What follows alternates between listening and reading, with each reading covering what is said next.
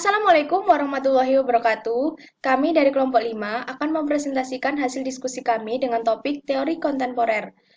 Teori kontemporer. Kata kontemporer yang berasal dari kata ko yang artinya bersama dan tempo yaitu waktu. Kontemporer artinya kekinian, modern, dan waktu bersamaan. Teori kontemporer adalah perkembangan teori yang terpengaruh oleh dampak modernisasi. Kontemporer yang merupakan kekinian mencerminkan bahwa adanya kebebasan dalam menentukan sesuai apa yang berlaku saat ini.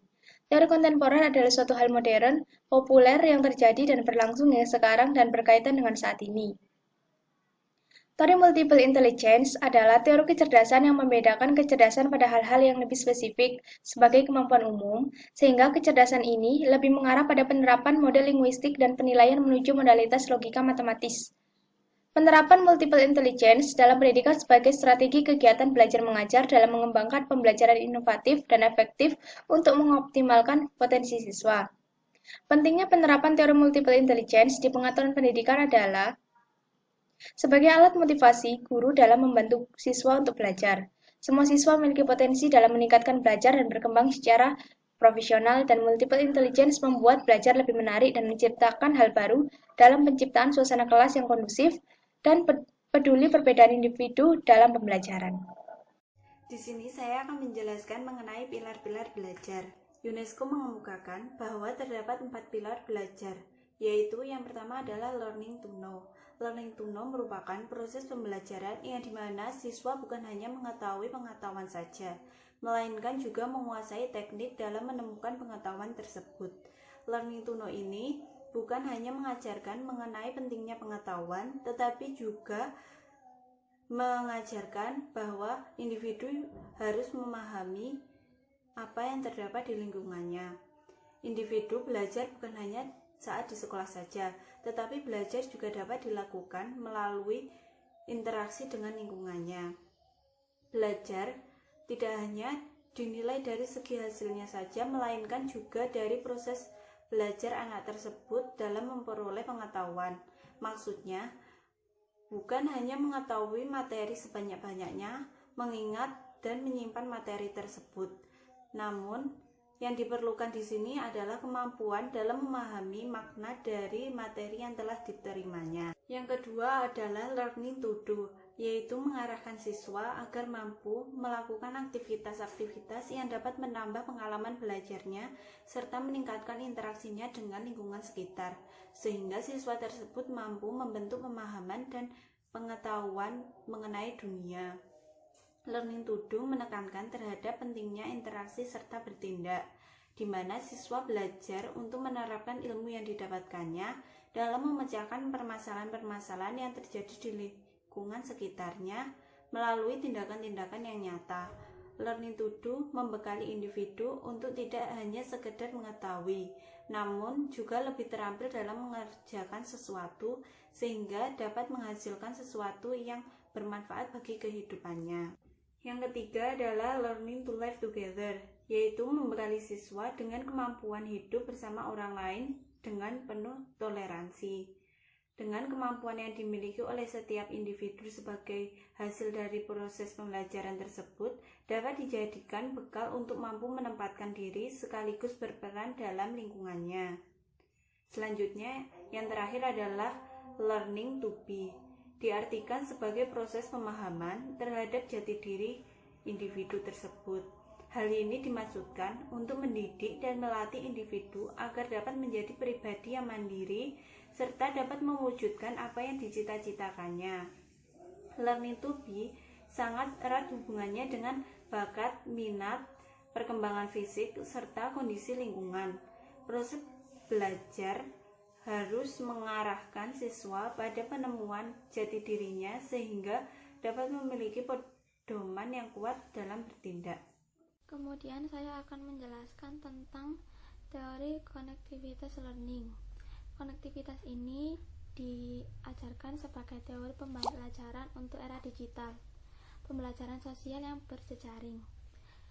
Pengetahuan didistribusikan melalui jejaring koneksi, oleh karena itu pembelajaran terdiri dari kemampuan untuk membangun jaringan tersebut.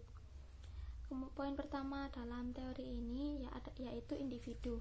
Pengetahuan pribadi terdiri dari sistem jaringan yang memasuk organisasi, kemudian akhirnya memberikan kembali kepada sistem tersebut.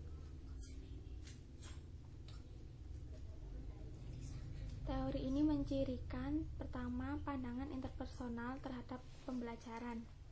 Kemudian prinsip-prinsip konektivitas, yaitu pembelajaran dan pengetahuan terletak pada keberagaman pendapat. Belajar adalah proses menghubungkan metode khusus dan sumber informasi. Pembelajaran mungkin berada pada peralatan non-manusia. Kapasitas untuk mengetahui banyak lebih penting daripada apa yang saat ini diketahui. Memelihara koneksi diperlukan untuk memfasilitasi pembelajaran yang berkelanjutan. Kemampuan untuk melihat hubungan antara bidang, ide, konsep adalah keterampilan yang harus dimiliki. Serta pengambilan keputusan itu sendiri merupakan proses pembelajaran. Konektivitas pengetahuan distribusikan melalui jaringan informasi dan dapat disimpan dalam berbagai format digital. Dicirikan sebagai peningkatan siswa belajar dengan pengetahuan dan persepsi yang diperoleh melalui penambahan jaringan pribadi. Teori ini menjelaskan kinerja perilaku dan perkembangan moral dalam konteks tertentu. Kemudian saya akan membahas digital learning atau yang sering disebut sebagai pembelajaran jarak jauh. Pembelajaran jarak jauh ini memiliki keunggulan antara lain antara guru dan pelajar. Meskipun terdapat perbedaan ruang dan waktu, masih bisa terjalin komunikasi dengan baik, yaitu melalui teknologi digital. Pembelajaran pendidikan jarak jauh sering digambarkan sebagai upaya untuk menyediakan akses belajar bagi peserta didik yang secara geografisnya yang terletak jauh antara sekolah dan rumahnya. Kemudian, teori ini berkembang menjadi pembelajaran online atau yang sering kita sebut e-learning. Dari sekian penjelasan tersebut dapat didefinisikan sebagai terjadi komunikasi antara dua pihak, yaitu antara guru dan peserta didik, yang diadakan dalam waktu atau tempat yang berbeda dan menggunakan berbagai bentuk pengajaran bahan seperti penggunaan teknologi. Di sini saya akan menjelaskan tentang transformative learning atau pembelajaran transformatif. Pembelajaran transformatif merupakan proses pembentukan, evaluasi, dan revisi terhadap asumsi dan persepsi pembelajar terhadap apa yang dialami dan dipelajarinya. Perspektif transformatif berasal dari teori pembelajaran transformatif dan pedagogi kritis. Kedua teori ini memiliki cara pandang yang berbeda mengenai konsep perubahan. Teori pembelajaran transformatif memandang hasil perubahan peserta didik dari perubahan cara berpikir atau mindset dan emosi masing-masing individu. Tetapi, teori pedagogi kritis memandang perubahan sebagai hasil dari penyadaran, yaitu kemampuan setiap peserta didik untuk belajar menganalisis realitas sosialnya dan bertindak mengubah realitas tersebut. Pembelajaran transformatif merupakan proses perubahan makna lama yang dimiliki seseorang menuju makna baru berdasarkan hasil dari revisi interpretasi makna pengalaman sebagai acuan tindakan di masa mendatang. Individu yang bertransformasi menjadi pembelajar adalah individu yang mampu mengarahkan diri sendiri, kritis, dan mampu berpikir secara otonom. Pembelajaran transformatif merupakan metode yang dilakukan oleh guru atau dosen dalam menyampaikan materi dengan cara yang inspiratif, edukatif, dan juga membawa perubahan. Perubahan mindset tersebut sering terjadi melalui proses sosial, di mana peserta didik memahami bahwa hubungan sosial dan budaya mempengaruhi kepercayaan dan perasaan mereka. Menjadi pembelajar yang otonom adalah tujuan dari pembelajaran transformatif, yang ditandai dengan kebebasan berpikir peserta didik sebagai acuan dalam bertindak. Kebebasan dalam berpikir akan meningkatkan kebebasan dalam bertindak. Ya, saya akan menjelaskan tentang disruptive learning. Disruptive learning adalah pengefektifan perubahan, terutama dalam hal merubah framework berpikir atau mindset pembelajaran. Disruptive learning erat kaitannya dengan kondisi teknologi digital yang semakin hari semakin canggih. Sehingga bagi mahasiswa yang lahir di zaman serba digital ini memiliki budaya yang sangat berbeda dengan generasi yang lama. Mahasiswa berada pada dunia di mana akses terhadap informasi menjadi lebih mudah, jaringan yang lebih global, dengan komunikasi yang bersifat dua arah yang tidak bisa dikesampingkan oleh dosen sebagai tenaga pendidik. Mahasiswa di era ini terbiasa berdialog menggunakan platform sosial media dan tidak memandang seseorang lebih senior ataupun junior. Ada beberapa prinsip yang harus dipegang oleh pendidik yang bisa diterapkan pada era disruptive learning. Di antaranya, yang pertama yaitu keluar dari zona nyaman.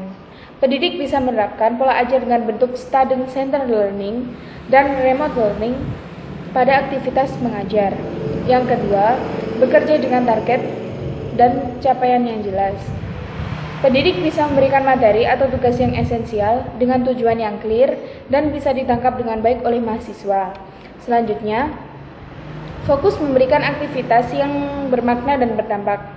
Dosen sebagai pendidik bisa bertanya kepada mahasiswa tentang penerapan lecture, role play and simulation, problem-based learning, remote learning, collaborative learning, and search-based learning pada aktivitas belajar yang telah diberikan kepada mereka.